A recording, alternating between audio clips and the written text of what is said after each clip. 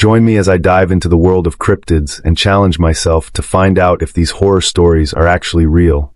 Cryptids, creatures that defy explanation, have long fascinated and terrified us. From the Loch Ness Monster to Bigfoot, these mysterious beings have captivated our imagination, blurring the lines between reality and folklore. What drives us to believe in these creatures, despite the lack of concrete evidence? Perhaps it's the thrill of the unknown, or the possibility that we're not alone in this vast, mysterious universe. The blend of horror and intrigue surrounding cryptids makes them the perfect subject for a deep dive into the darker side of our collective psyche. It's this intersection of fear and fascination that has inspired countless stories, legends, and myths, leaving us wondering, what lies beyond the edge of our understanding? As we explore the realm of cryptids, we're forced to confront the unknown, to question what we think we know about the world and our place in it. It's this sense of uncertainty that makes cryptid horror stories so unsettling, so tantalizing. And it's exactly this kind of narrative that I'll be sharing with you today. Prepare to explore these two bone-chilling tales that will test the limits of your belief. One story echoes with truth, reality, while the other dwells in the deceit of fiction myth. Can you discern which is which?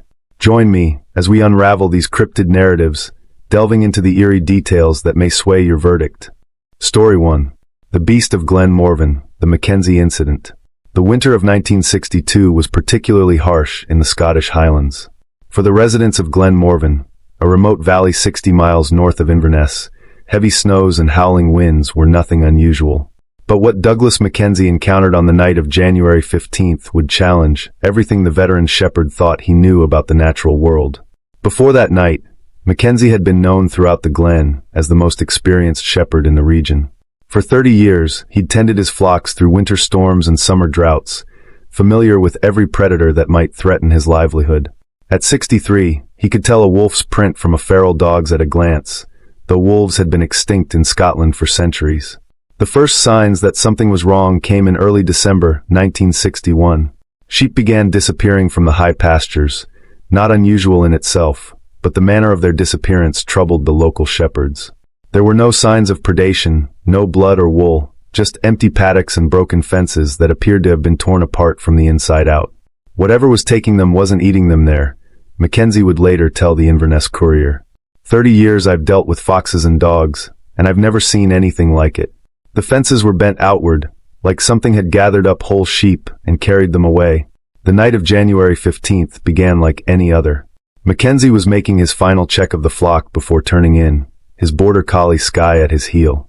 The temperature had dropped well below freezing, and a light snow was beginning to fall. His torch beam cut through the gathering darkness as he counted the sheep in the nearest paddock. That's when Skye began to act strangely. The dog, normally fearless in the face of any threat, pressed against Mackenzie's legs, whimpering. She was trembling something fierce, Mackenzie would later recall.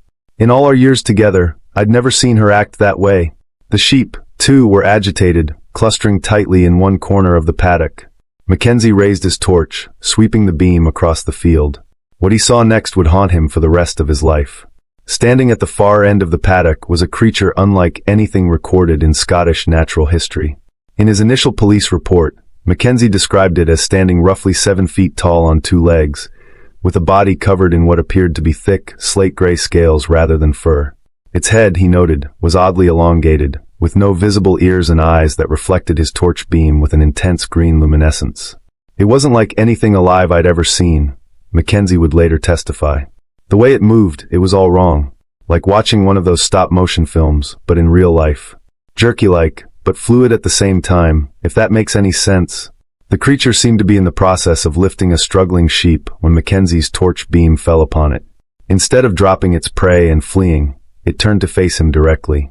That's when Mackenzie noticed its most distinguishing feature, what appeared to be a row of bioluminescent markings running down its spine, pulsing with a pale blue light. What happened next would be corroborated by Andrew Fraser, Mackenzie's nearest neighbor, who was walking his own property line a quarter-mile away. The creature released what both men would describe as a modulated shriek, a sound that seemed to shift between multiple tones simultaneously, unlike any known animal vocalization. Fraser, hearing the sound, would later say it was like someone had recorded a wolf's howl and played it backward through an electronic synthesizer. The noise was enough to send Fraser's dogs into a frenzy, and cause his cattle to break through their fence in panic. Mackenzie, despite his terror, had the presence of mind to reach for the camera he kept in his coat pocket for documenting livestock injuries. He managed to take 2 photographs before the creature moved. The first, while blurry, clearly shows a tall, bipedal figure with reflective eyes. The second, taken moments later, captured only a blur of motion. The creature's movement, both men would later attest, was unprecedented. It didn't run so much as flow, covering the 100 yards between the paddock and the treeline in seconds. As it moved, the bioluminescent markings on its spine left trails in the witness's vision, like light paintings in a long-exposure photograph. The following morning, police found evidence that something extraordinary had indeed occurred at Mackenzie's farm. The paddock fence was damaged in a manner consistent with his description. Metal posts bent outward with enough force to stretch the heavy-gauge wire. More intriguingly, they discovered unusual tracks in the snow. Police Sergeant Ian Murray, first on the scene, documented tracks unlike anything in his 20 years of service. They were roughly triangular, his report states, with what appeared to be 3 toes splayed out at the front. Each print was approximately 40 centimeters in length, with unusual striations suggesting some sort of scaled or armored sole. The case attracted immediate attention from both the press and the scientific community.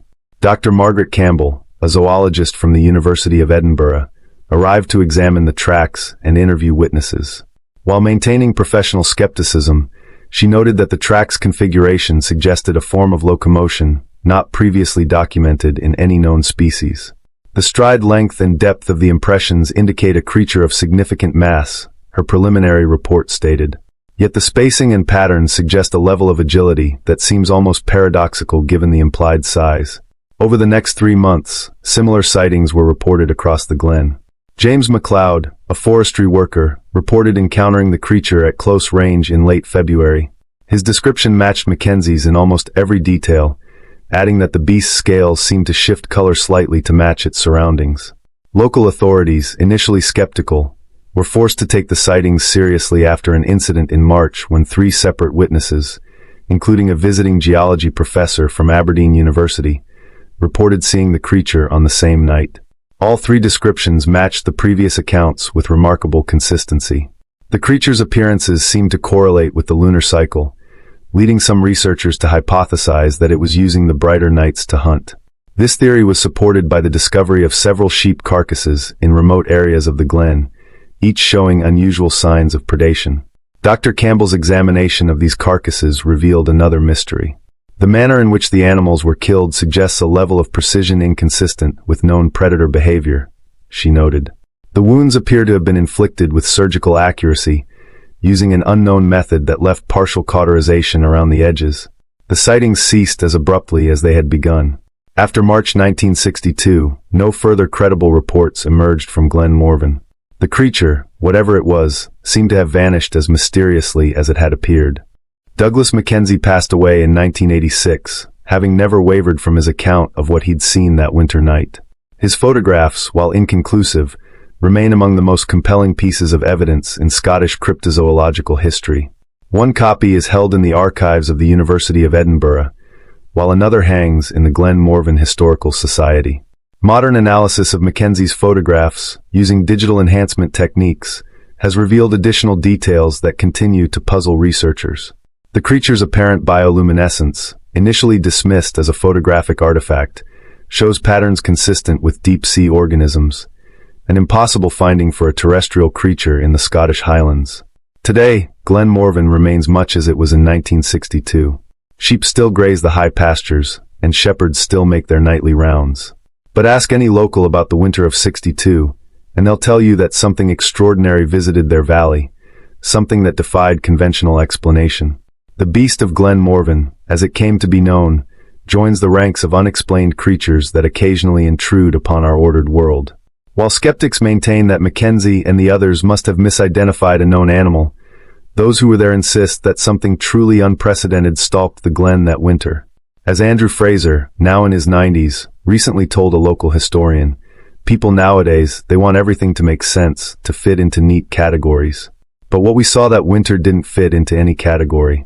Sometimes I think maybe that's what scared us most of all. Story 2. The night the McDaniels saw something. The complete Enfield Monster account. The summer of 1973 changed Henry McDaniel forever. Before that night, he'd been known throughout Enfield, Illinois as a level-headed man, the kind of person who dealt in facts rather than fiction. A simple, hard-working family man who enjoyed sitting on his porch in the evenings, sharing a cold beer with his wife Sarah, while their children played in the yard of their modest home. That all changed on the night of April 25th. The first indication that something was wrong came from the sounds, scratching noises against the McDaniels' front door, unlike anything Henry had heard before. Being a responsible homeowner, he went to investigate, shotgun in hand. What he discovered on his porch that night would become the talk of White County for decades to come. There, illuminated by the porch light, stood something that defied explanation.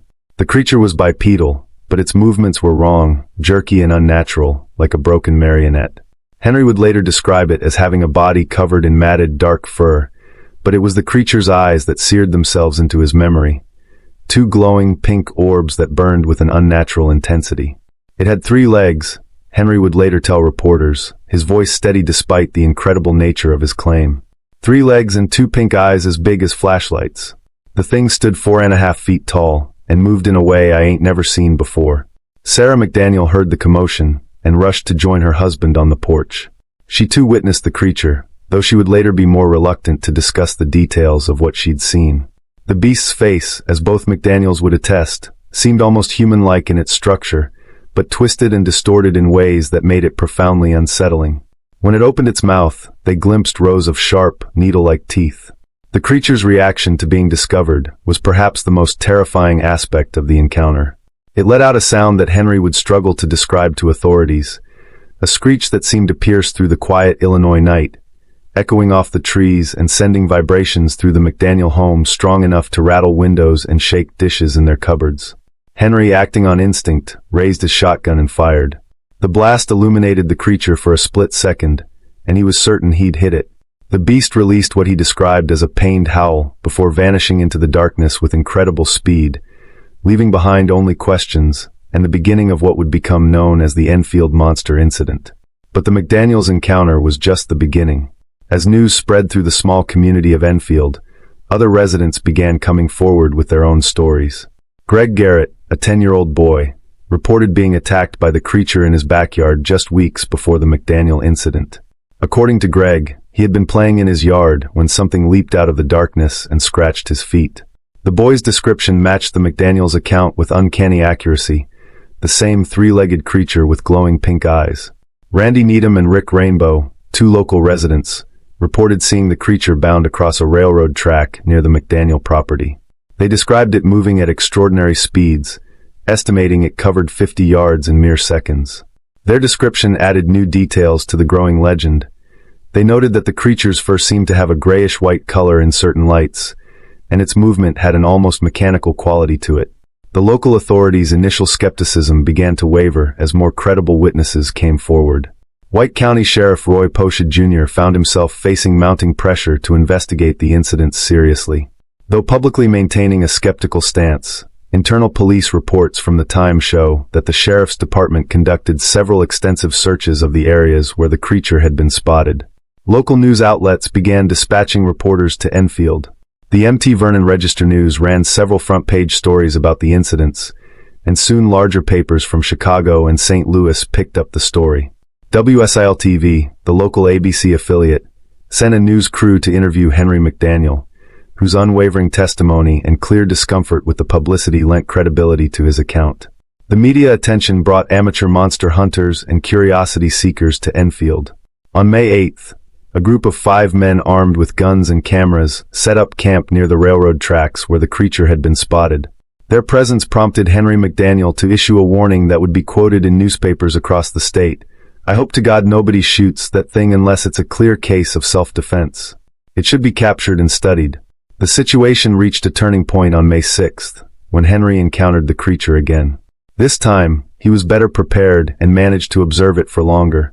He witnessed it moving across the railroad tracks near his property, noting its incredible speed. It ran in the field right beside me, and it made these awful sounds. I'd say it could go about 25 miles per hour. I've never seen anything like it before or since. Physical evidence from the encounters was sparse but intriguing. Multiple witnesses reported finding unusual tracks, three-toed impressions that seemed to sink deeper into the ground than would be expected for an animal of its reported size. Amateur researchers who examined the tracks noted their unusual configuration, 2 prints in front and 1 in back, suggesting a bizarre method of locomotion unlike any known creature. The case attracted the attention of several cryptozoologists and paranormal researchers. Loren Coleman, a noted cryptozoologist, visited Enfield to interview witnesses and document the case. His investigation revealed that similar creatures had been reported in other parts of Illinois and Indiana dating back to the 1940s.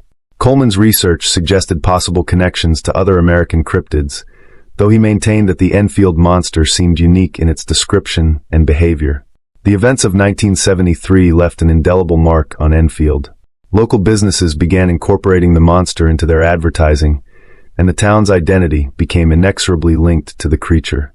The White County Historical Society maintains a file of newspaper clippings, photographs, and witness statements from the period, preserving the documentation of what remains one of Illinois' most compelling cryptozoological cases. In the years following the initial sightings, theories about the creature's nature multiplied. Some suggested it was an escaped experimental animal, pointing to the mechanical aspects of its movement and its unusual 3-legged configuration. Others proposed more exotic explanations, everything from extraterrestrial origins to interdimensional travel. A few skeptics maintained that the whole affair was a case of mass hysteria, though they struggled to explain the consistency of the witness accounts and the credibility of observers like Henry McDaniel. The impact on the McDaniel family was profound and lasting. Though they continued to live in their home, their lives were forever changed by what they'd encountered. Sarah McDaniel rarely spoke about the incident in later years, but when she did, she remained adamant about what she'd seen. "We weren't drinking, we weren't crazy, and we weren't looking for attention," she told a local reporter on the 10th anniversary of the sighting. "What we saw that night was real, whatever it was." Henry McDaniel passed away in the early 1990s, never having wavered from his account of what happened that spring. In his final interview about the incident, given to a local newspaper in 1988, he reflected on the impact of his encounter. "People can believe what they want to believe. I know what I saw. I know what my wife saw. And I know that there are things in this world that we don't understand, and maybe aren't meant to understand." Today, the legend of the Enfield Monster endures as one of America's most credible cryptid encounters. Unlike many cryptid cases, the Enfield Monster sightings were characterized by multiple reliable witnesses, consistent descriptions, and the involvement of law enforcement and media from the very beginning. The case remains unique in the annals of cryptozoology for both the specificity of the creature's description and the credibility of those who reported encountering it. The woods around Enfield remain much as they were in 1973. On quiet nights, when the moon is full and the wind whispers through the trees, locals say you can sometimes hear strange sounds echoing from the darkness. And if you happen to see 2 pink lights glowing in the distance, the old-timers will tell you to turn around and head home quickly. Because whatever Henry McDaniel encountered that summer night in 1973 was real enough to transform a skeptical man into a true believer, and some mysteries are better left unexplored. The Enfield Monster case continues to intrigue researchers and enthusiasts to this day, standing as a testament to the possibility that there are still things in our world that defy conventional explanation. While the creature itself may never be definitively identified, its impact on the town of Enfield and the people who encountered it remains an indelible part of Illinois folklore and cryptozoological history. Thank you for journeying with me through these enigmatic tales of cryptids. As we ponder the existence of these elusive creatures, we're left with more questions than answers. The line between reality and myth remains as blurred as ever, challenging our understanding and daring us to believe in the incredible. So, what do you think? Which story do you believe is rooted in truth, a reality, and which veers into the realm of fiction, a myth? Share your thoughts in the comments below, and let's continue this fascinating discussion. Don't forget to like, subscribe, and click the bell icon so you won't miss any of our future explorations into the mysteries that lurk just beyond our sight. Oh, and if you have stayed to the very end of this video, thank you. The Enfield Monster is based on true accounts. Until next time, keep your eyes wide open. The truth might just be stranger than fiction.